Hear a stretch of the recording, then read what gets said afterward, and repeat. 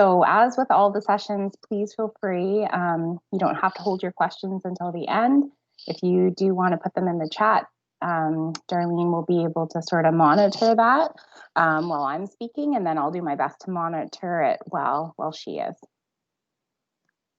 Okay, and Darlene, please make sure you tell me when to, because I sometimes go too far. Yeah, okay. Okay. So I think we all know that, balancing multiple things at once in life can certainly be challenging, whether it's, work or school, and then all of the home life responsibilities that we have. And then in some cases, we're balancing work, school, and our home responsibilities. So we just want to start by acknowledging that that can certainly be a heavy load. And we're hoping that some of the strategies that we're going to talk about today, can be helpful to you in managing that.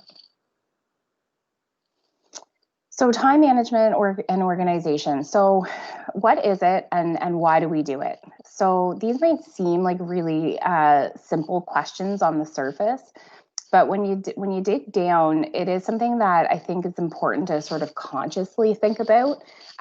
So what is it? So it's effectively, managing your time and structuring your activities and your responsibilities in an effective way that helps you sort of meet your goals.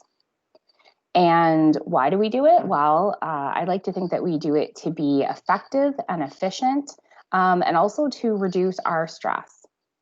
Because if you're working and you're organized, then you won't have to, work as hard. You won't be missing things. So that's why we do it. It's basically to be effective and to reduce our stress load.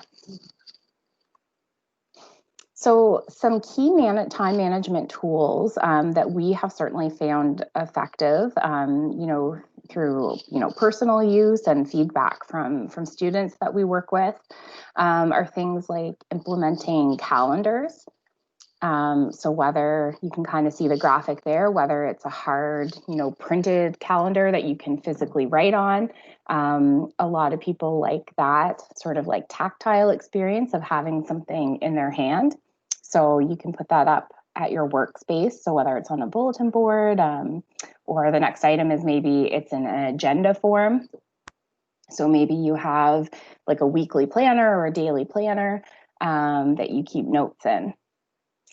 In this day and age, cell phones, tablets are also very helpful tools. So they have calendar features built in. So if you prefer sort of the technology side of things or having it electronically, then that's a good feature to get into the habit of using. I personally use both. Well, actually all three. I have sort of a large calendar at my desk, and then I also have a weekly planner. And then I keep things electronically in my calendars as well. To-do lists are very helpful. So we touched on that earlier. Mandy touched on that.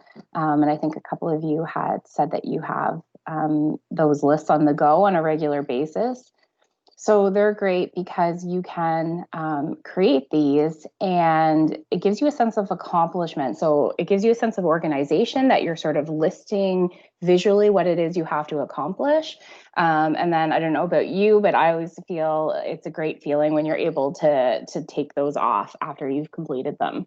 And then those can be rolled over day to day. So you might get to the end of your day and you might have a few items left over. Well, you can start a new list and sort of roll those over fresh for the next day. Sticky notes or Post-it notes are a great tool. So you can see the ones in this graphic in particular are multicolored. That's great. That's another way to really use them effectively for organization. So assigning different colors to different tasks or different subjects can be very helpful. So sort of as that like visual cue. So if you see a blue Post-it note, you might think, oh, right, that's correlated to my math program or my math course. So things like that can be helpful. And then of course we have apps. So there is just dozens and dozens of free apps, actually, both for Android and for iPhone users that are available. So I encourage you to sort of do some research and explore, maybe you have some that already work for you, but explore those because they also can be helpful. And if anybody has any recommendations, for apps that you've used before or that you've heard good things about, feel free to pop those in the chat for us. So some time management tips. It's important when you're looking at how to plan your time, you want to set goals. So what is the ultimate thing that you want to accomplish? What is your ultimate goal that you want to reach? And then sort of from there, you can make to-do lists. So the items or the steps that you have to complete to reach that goal. And then we prioritize.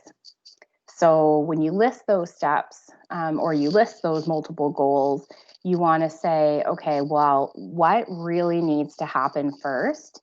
And you might ask yourself why. There might be a few different factors. It might be based on the size of the task, or it might be based on a due date, which is important, or the day of a test, the date of a test.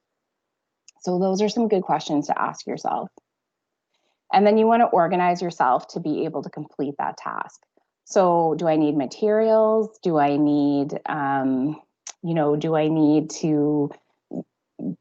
do I organize myself to make that happen? So making sure that you reference your to-do list and you figure out what it is you need to do to take those steps. Any questions or anything at this point, or comments that people want to share? There's nothing in the chat box yet. Okay, that is okay. So when we talk about setting goals, which we just kind of touched on, we talk about SMART goals. So, and that of course is the acronym that you see there. So what defines goals? So we want them to be specific. So we don't want them to be too big or too general. We want really you to focus in on what specifically do I have to accomplish. The second thing for M, you want them to be measurable, because you want to be able to say, measure your progress. Am I on my way to achieving that goal? Have I achieved that goal? So you have to be able to measure your success in some way. A is that they are attainable or action oriented. So you want to think about, and that kind of goes with the R, which is underneath, which is realistic. So are your goals attainable? Meaning, are they realistic? Are you giving yourself enough time? Do you have the resources to achieve that goal? So you need to sort of focus on whether it's achievable or not, because you don't want to be setting yourself up. You don't want to be setting yourself up for disappointment.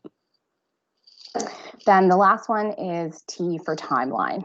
So again, that's being able to sort of like measure out and divide your time to reach that goal. So I always say, rather than, one of my biggest tips is, if you have your calendar, you have your agenda in front of you, what a lot of people will do is just say, okay, this big project is due on this day. And that's all they write in their calendar or their agenda. But a timeline, creating that timeline is really important to achieving your goal.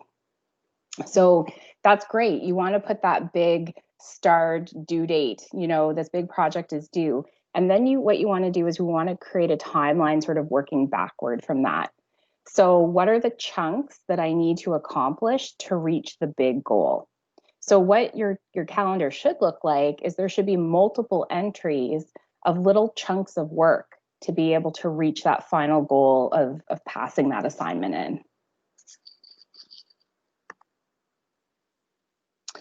So the next tip is to create to-do lists.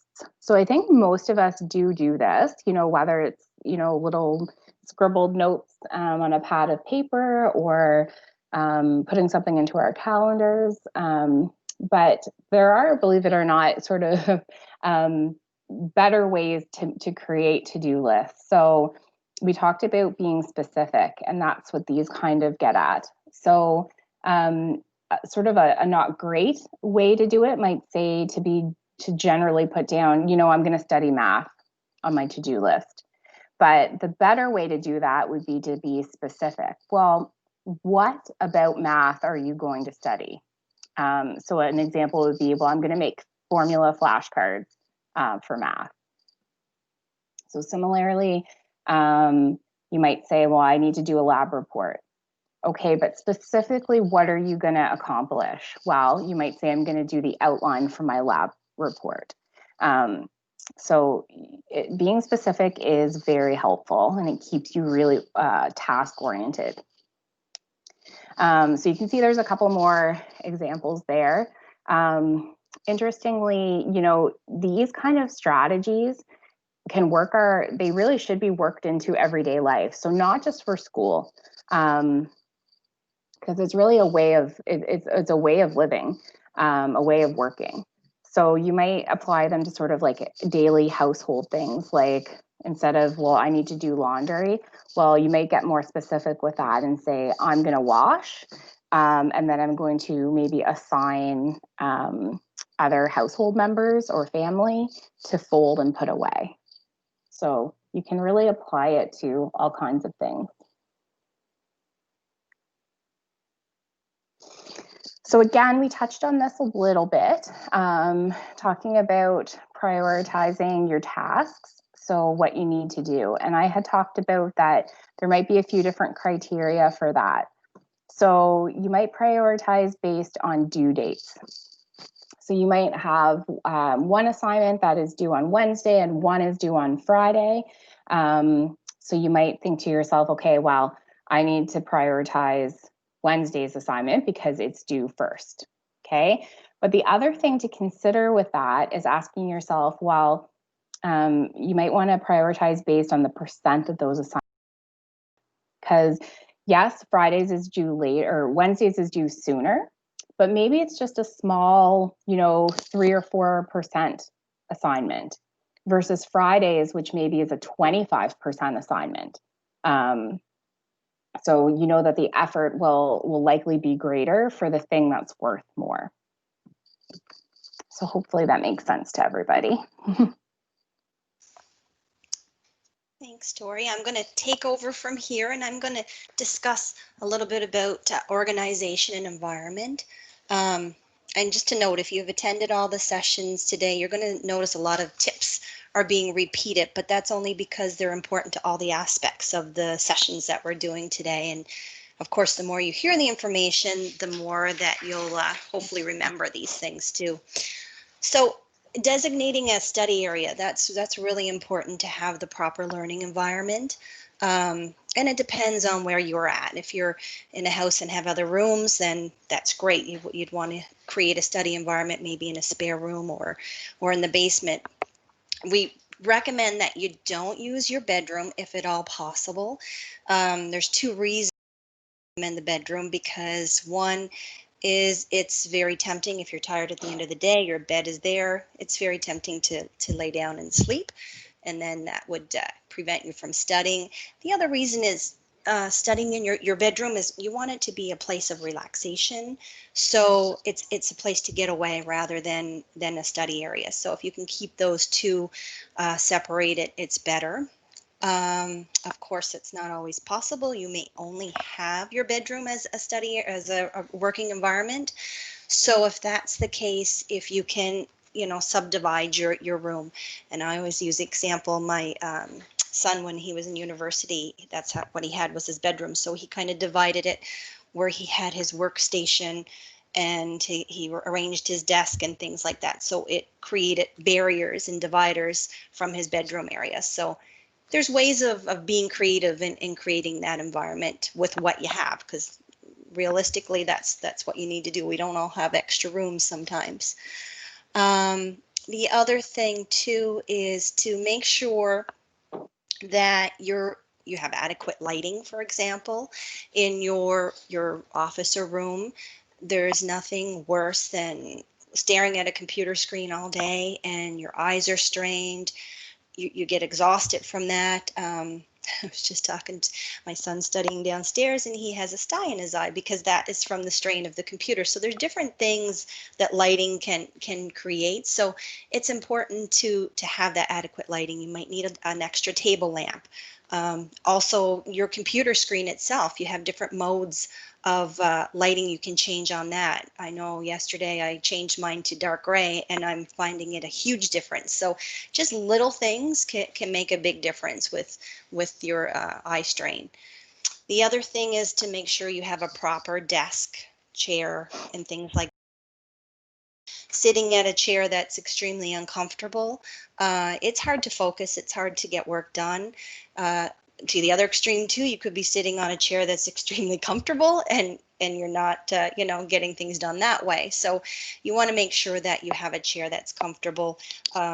We had a session yesterday on office ergonomics, and one thing they recommended was that if if your back is sore and you don't find your chair ergonomically sufficient, you can get a paper towel roll, which I thought was really neat because that's something we can all access and put it down in the small part of your back, in the curve of your back. The other tip they gave was if your feet are dangling, if you're shorter and your chair is not the right length, you can just put a box under your feet. And that, right now I have an Amazon box under my feet, and it really does help. So it doesn't have to be expensive equipment. You can use things at home to make your environment appropriate for learning. So take note in that, and it's good to have that in advance before you start class so you can get everything set up and organized. Calendar of tasks, Tori mentioned that too. You want to have visuals in front of you so that you know what your checklists are for the day. You can have a big wall calendar. You can have whiteboards. There's different things that can work for different people, or even a calendar on your desk. Those things too. And the other thing is to make sure you have all your materials needed. So before you start class, you want to make sure you have your stapler, your hole puncher, all those things ready so that you're not running and getting those and missing important class time. So being prepared that way is really important. Another thing too is room temperature. I always bring a little blanket in with me into my room because it's hard to adjust temperatures in the house, and some places are hot and cold. So if you have something there to keep you warm, if you're, or have something that's cool depending on the temperature, because that does help with focusing. If you're sitting there freezing, you're not going to focus as well as you would if you're comfortable. Okay, so the next slide.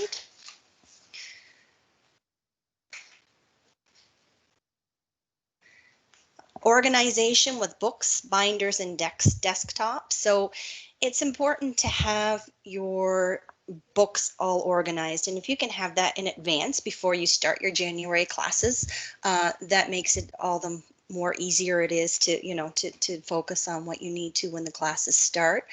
Color coding is a really good way especially for visual learners. You can use different color binders and folders for each subject. This will make it easier to locate the needed material before rushing to classes. Of course, that's online now, but before you start your study session. And also, if you have textbooks that are associated with the binders, especially when you're just new to a class, sometimes it's good to get a little sticker with the same color as the binder so that if you're just quickly grabbing, you have it color coded. So those are some helpful tips to have things organized. The other thing is you're doing a lot of work on your computers. You want to make sure that you have your computers organized. You have folders and things like that so that if you need to find material or put material in, then you have that all organized and you're not searching frantically over your computers for that. And the other thing too, graphic organizers. These are also great tools to help students visualize and understand concepts more effectively. Examples of different graphic organizers are bubble maps, outlines, Venn diagrams. These are all great ways to help put information into meaningful structure. for studying and remembering. And you can find lots of different examples of graphic organizers. You can just Google it and it'll give you all kinds of different examples. Okay, now the next slide we're going to look at is procrastination and time bandits. So we're all, I think, guilty of this. I know I certainly am. I want you to just take a few minutes to think what takes up your time and keeps you from your work. You can put it in the side chat if you want. Just try to think of your top 5 time wasters. I know with me, a lot of times, especially in the evening when I'm supposed to be doing household chores, I may go on Facebook or Kijiji or something like that, and I'll put off. I'll be on there for an hour before I realize that, oh my gosh, okay, I could have got so much other things done. Yeah, Tori mentioned social media. Instagram is a big one for sure. And Jacqueline mentioned social media too. So those are all big time wasters. So to be conscious of those time wasters, that's really important to realize what it is that's creating you from your work. So we have the next slide is a little video presentation that kind of goes over a lot of different examples. So we're going to watch that and see if anybody can relate to these time wasters.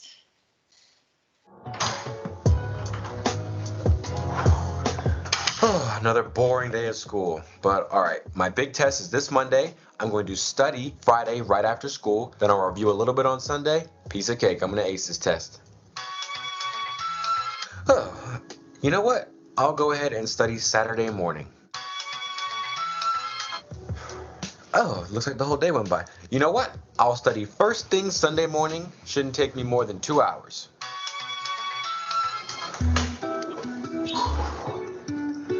All right, time to study. You know what? Let me eat something first. You cannot study on an empty stomach. I'm gonna go grab something real quick to eat, and I'll be right back here.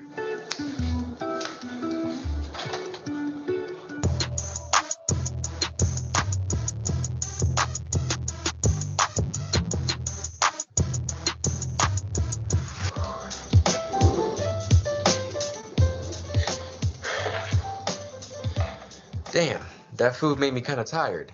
You know what? I'll take a quick nap. That way I'll be refreshed and ready to study when I wake up.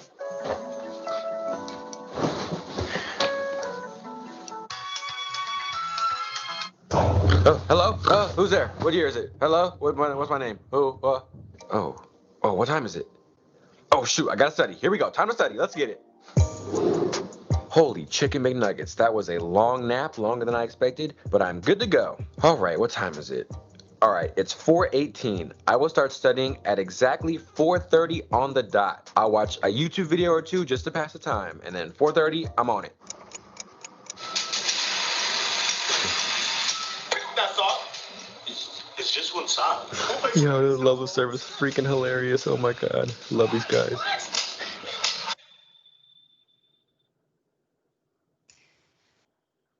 So as you can, all kinds of different ways that we can procrastinate, and I thought that young gentleman created he showed pretty much all of the ways to procrastinate, and we're all guilty of that. It's so easy to do, and the important thing is to recognize why you're procrastinating.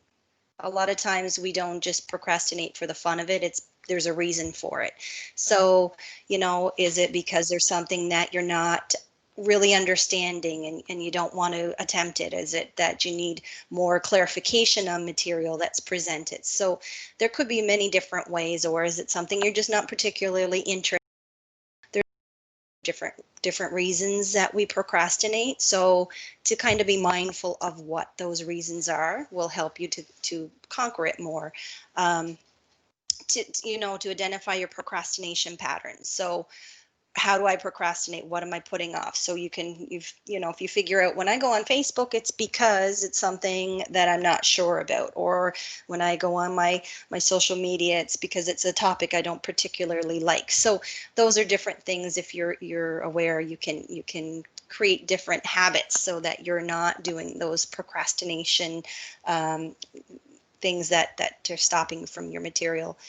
And as Tori mentioned earlier, to make goals that are SMART, right? Specific, measurable, attainable, realistic, and timeline. So when you're doing the procrastinations, sit down and make your set of goals to help you from stopping, doing the material and the assignments and studying for tests that may be happening.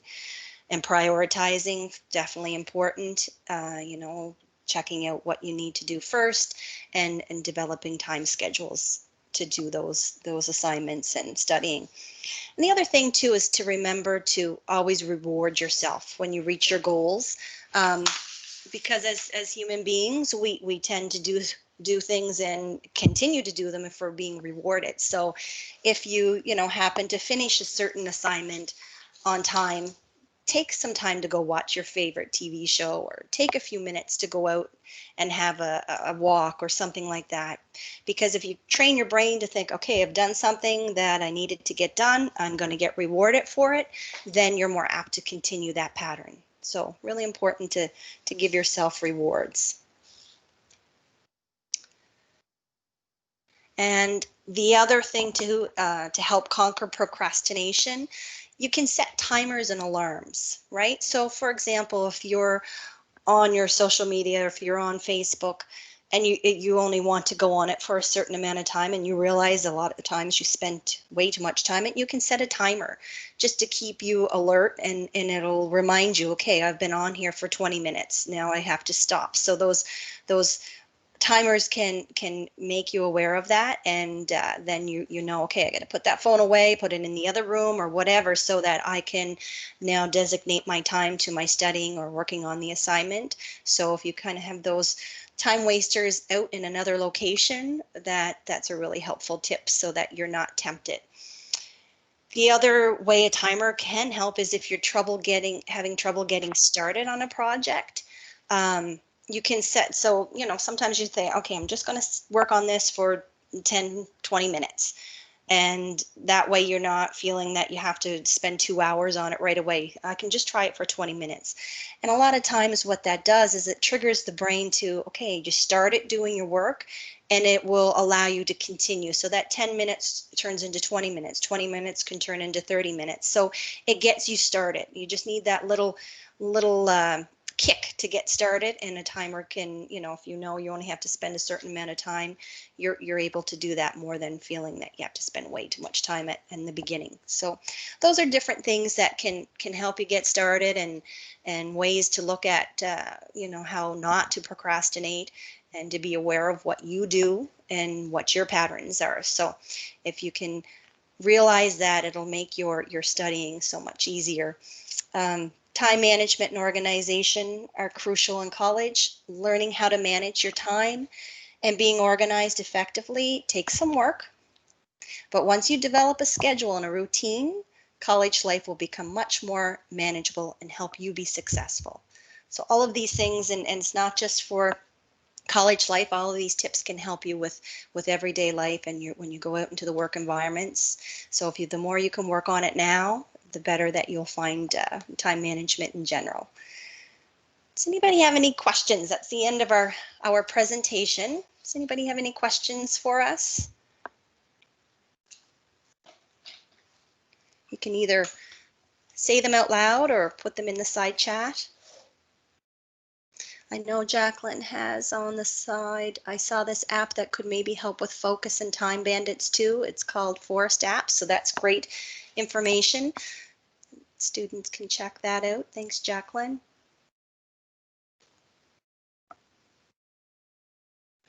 Everybody's probably getting hungry for lunch. I bet. Yeah. So at 11, yeah, go ahead, Jack. Oh, no, sorry, go ahead. Sorry. Go ahead, Darlene. No, I was just going to say at 11:45 we have our virtual lunch that's scheduled until 12:45, and we're all going to be present during the virtual lunch, all the learning strategists, and anybody who wants to join is more than welcome to join us. It's just a chance to kind of get to know each other and ask any questions. Feel free to do so. Yep. So yeah, we would love to see you and chat with you, but Maybe what we'll do now is if, you know, for those of you that are going to go make some lunch or maybe have, you know, some other things to attend to, we'll give you some time to go do that. And then if you'd like to join us, we'll be back on here at 11:45. Okay, thank you, everybody.